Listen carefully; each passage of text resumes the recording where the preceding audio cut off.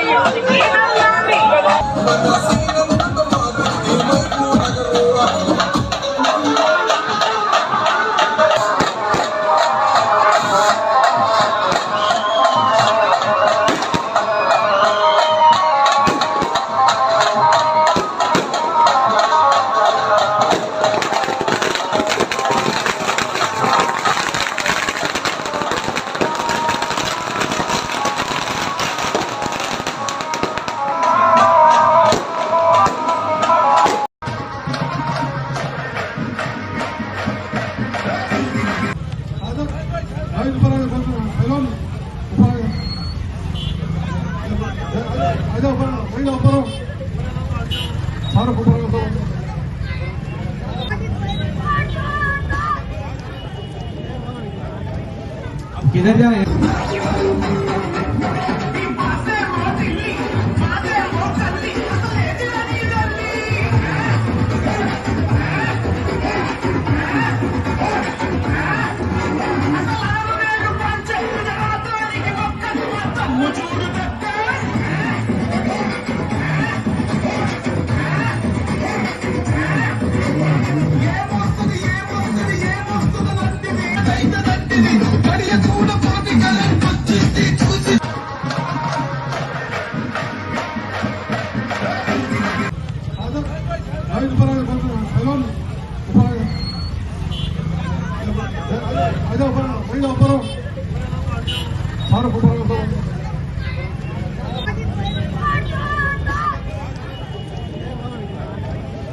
किधर जाए?